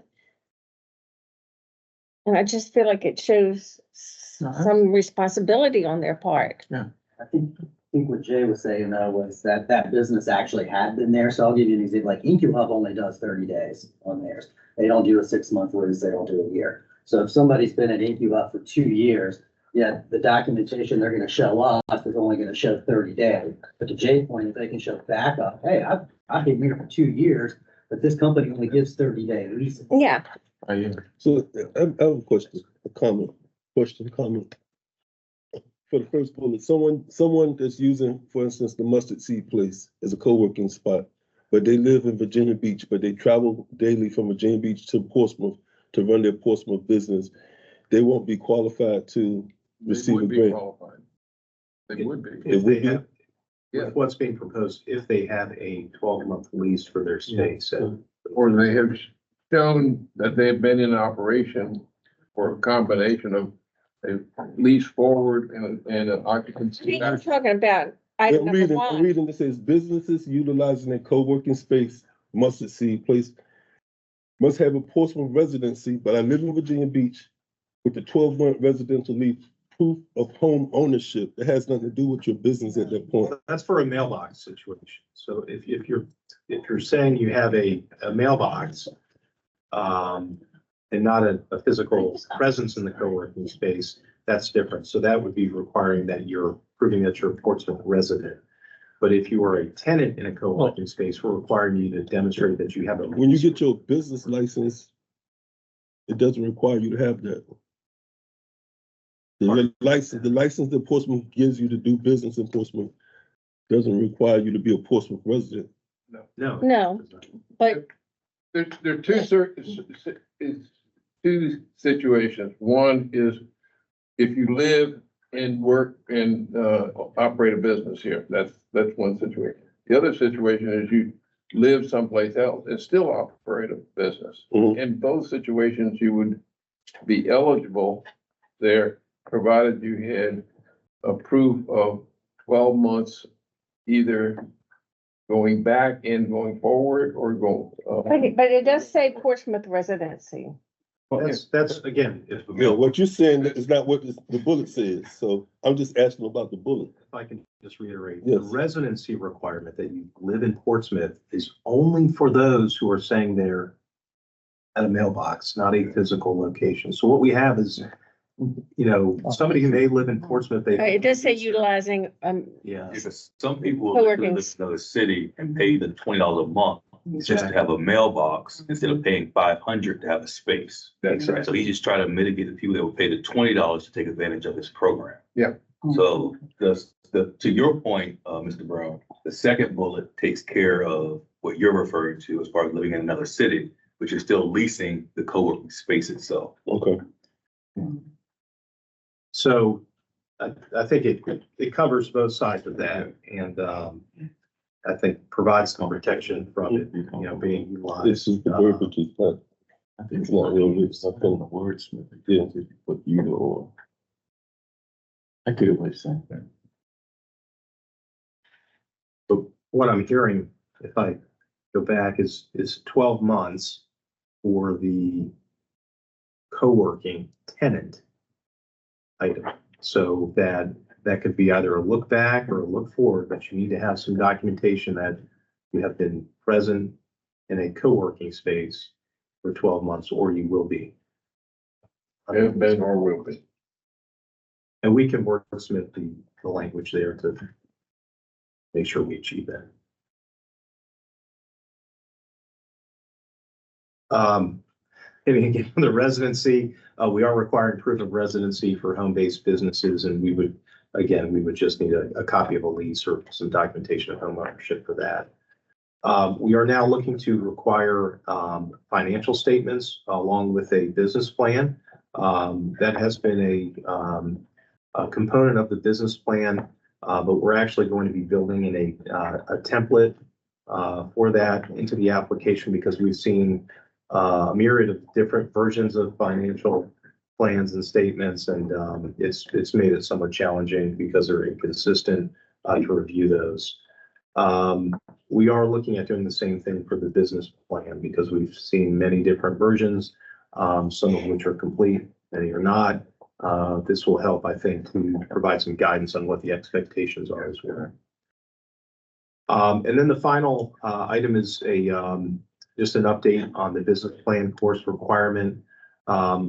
We are looking at additional resources to support the development of the business plan. So we will have some language just advising them to contact staff so that we can let them know what the most current programs are that are available to them.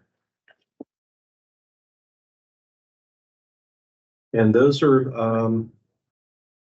final proposed program modifications. Mrs. Smith, if there's anything else that you would like to note that we failed to capture here, I would welcome that. I did have here that for the SWAM contractor business boost to grant amount, we're going to check with the city attorney about increasing that. We looked at that, and that was the opportunity or possibility of providing a This for for the funding amount. For the real property investment grant. Yes, for utilization of SWAM businesses. And that was something that was determined to be potentially challenging. Well, we're definitely still looking at it, and I think it's part of our broader discussion on minority participation. So we will definitely follow up on that and change the guidelines. Okay. That was all I had. Councilman.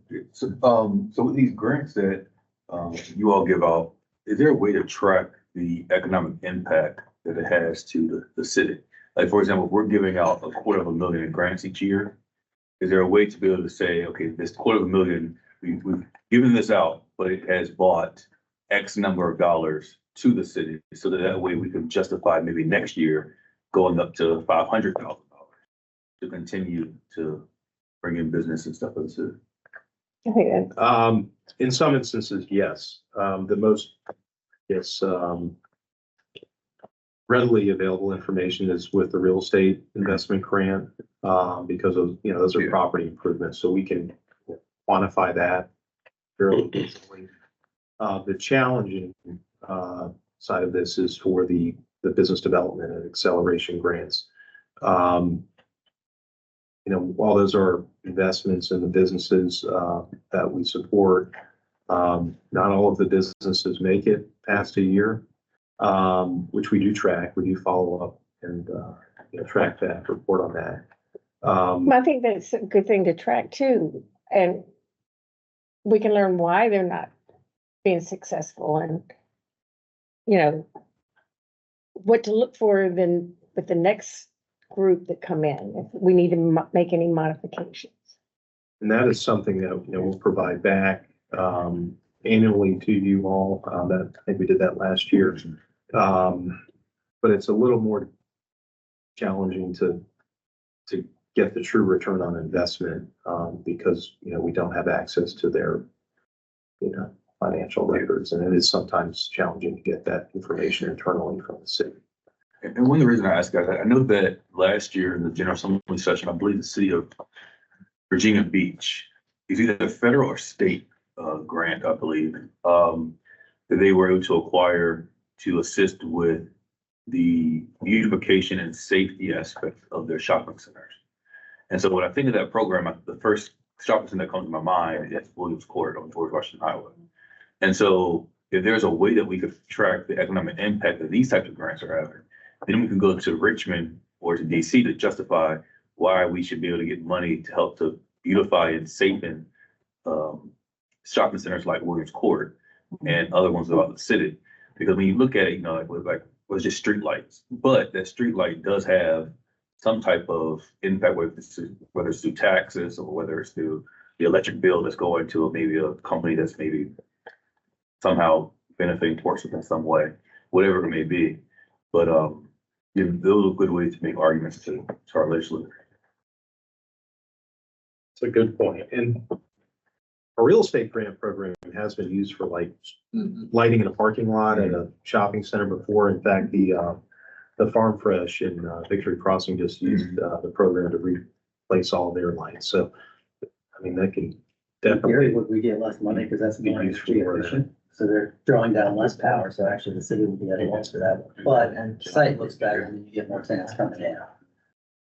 Do you track, can we track, or maybe we are tracking the new jobs that are created? We can, yes, yeah, we can. Well, because I think Councilman raises a very good point, that helps sell increase funding, especially in Richmond and in DC if you want to do some things. So I think it would be in addition to, the financial impact, I think we can add some, data collection methods in the application for job creation as well.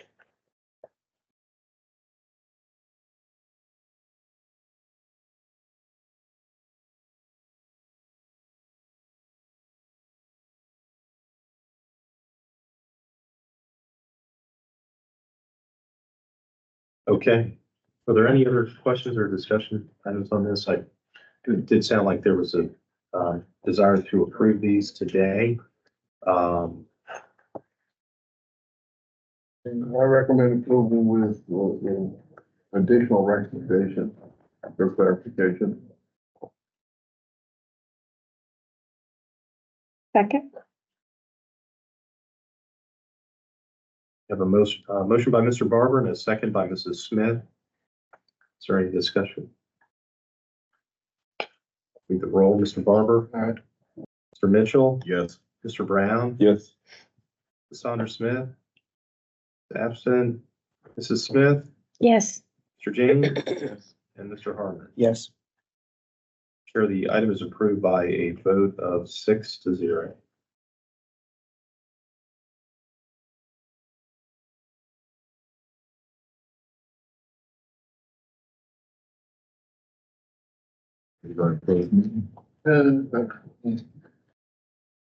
We have one other, just very brief update, which is the Small Business Financing Committee update. And I'll just give a quick report. We have not met since our last meeting. We've had a difficulty in getting schedules between Matthew, myself, and Jay Grant, which our next sort of step of the committee was to meet with CDFIs, and LISC is the primary one that we would want to meet with. So we're trying to arrange that meeting as soon as we can get the schedules there. Karen, thanks so much for your due diligence and work. It's trying to arrange that. On June sixth. Okay. See if you're available on June sixth at 2:00. Okay. From you and Mr. James. Thanks. So. okay, thank you, Mr. Barber. Chair, as you had mentioned, we are in need of a closed meeting, and there has been a statement prepared to allow for us to do that. Okay, I move we go into closed meeting pursuant to code section 2.2-3711A .3 for the purposes of discussing acquisition and disposition of real property where discussion in an open meeting would adversely affect the bargaining position or negotiating strategy of the public body, specifically regarding strategic acquisition, waterfront development, and 219 Pavilion Drive, and pursuant to code section 2.2-3711A.6 for the purpose of discussing considering the investment of public funds where competition or bargaining is involved, where if made public initially, the financial interest of the governing unit would be adversely affected, specifically regarding investment in small business support.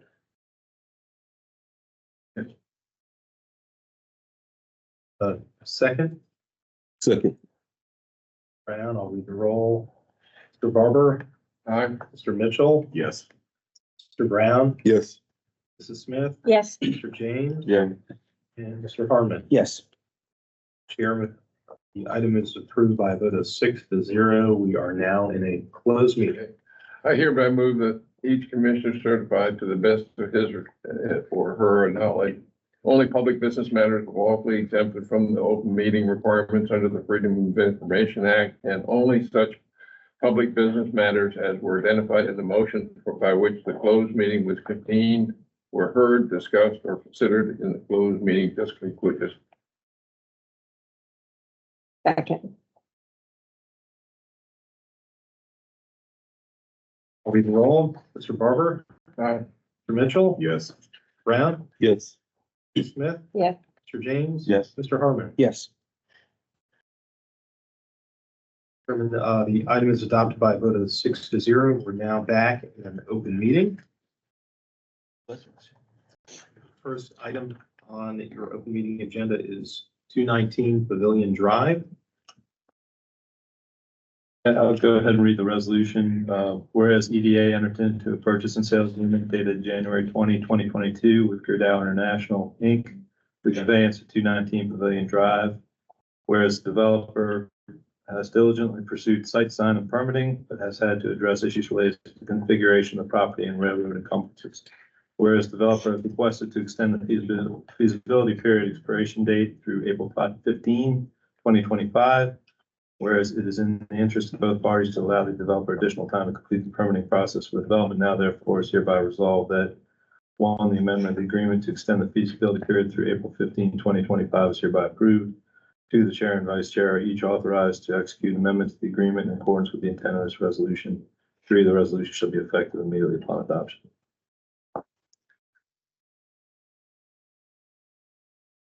We're in need of a motion to adopt the resolution Second. by Mr. Barber, a second by Commissioner Brown. Any discussion on the item? Hearing none, I'll read the roll. Mr. Barber? Aye. Mr. Mitchell? Yes. Mr. Brown? Yes. Mrs. Smith? Yes. Mr. James? Yes. Mr. Harmon? Yes. Chair, the item is approved by a vote of 6-0.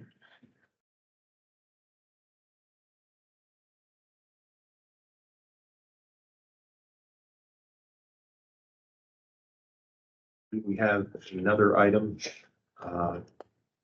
and added to the agenda. Yeah, and I believe there's a resolution prepared, but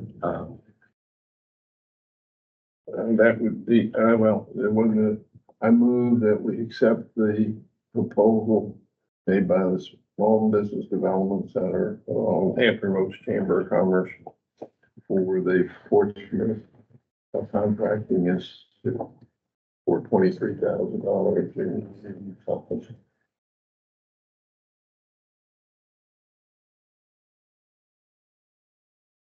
we have a motion to accept the proposal from the Hampton Roads Small Business Development Center for the Portsmouth Contracting Institute program. The dollar amount was identified as part of the presentation, $23,500. $23,500. Need of a second. Second. Thank you, Mr. Harmon. Any discussion? Hearing none, I'll read the roll. Mr. Barber? Aye. Mr. Mitchell? Yes. Mr. Brown? No. Mrs. Smith? Yes. Mr. James? Yes. And Mr. Harmon? Yes. Chair, the item is approved by a vote of 5-1.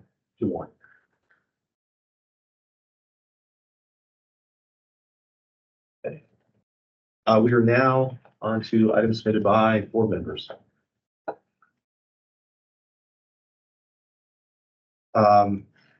Yes, we do have an item that was emailed out to you, which is the VML, Virginia Municipal League Local Elected Official Conference that is coming up on Wednesday, June 26th.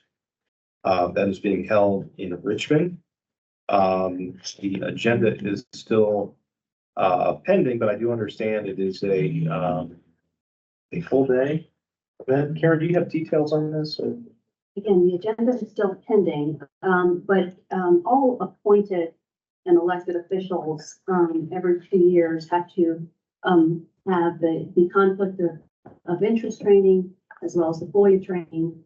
And the VML, which is the Virginia Municipal League, during the elected official conference, was on June 26th, are bringing in speakers, to make it convenient for you to go up. It's one day.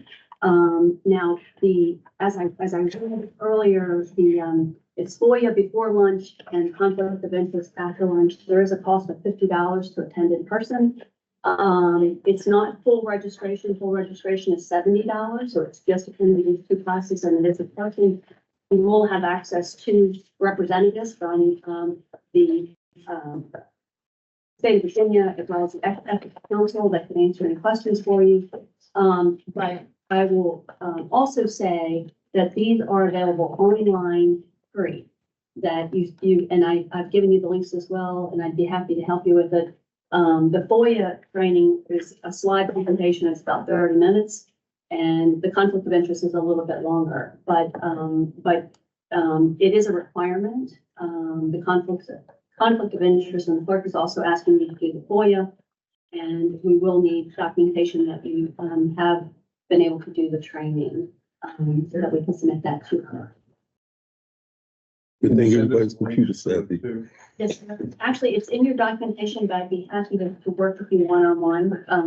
I'd be happy to arrange something for you as well if you need me to. The FOIA is literally, when you go into the website, you click on the link and it opens up. It's just a slideshow.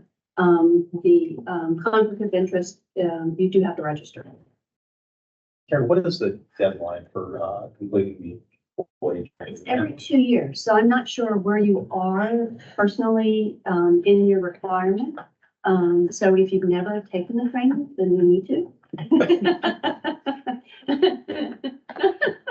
Simply put.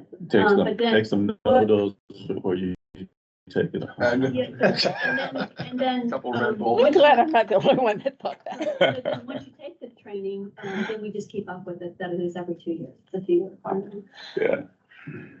And again, if you've never taken it, this is a wonderful opportunity to be able to go up to Richmond to have one-on-one with anyone who might have questions concerning the training or something that might come up around these two issues.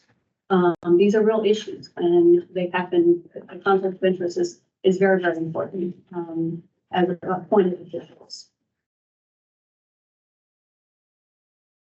Okay, well, we'll be in touch. We're going to send out again the link for the virtual option, and if you have a desire to attend in person, please let Karen know so we can take the virtual whatever arrangements are necessary. You do have training funds in your budget as well as travel in order to attend in person if that's desired. So we'll wait to hear back from you. Any other items? I do have a report back. Yeah, I'll do the report back. Okay. Just really quickly, the conversation on the business directory that our department maintains on its website. There are some updates being made to that to further build out the small women and minority business data aspect of that. So we're working with our web hosting consultants to update our database to provide some additional categories for businesses to identify their industry sector as well as their SWAM status. So stay tuned on that. We're hopeful to have a kind of a more robust data set that we'll be able to collect and share. And that will be, I believe, searchable as well.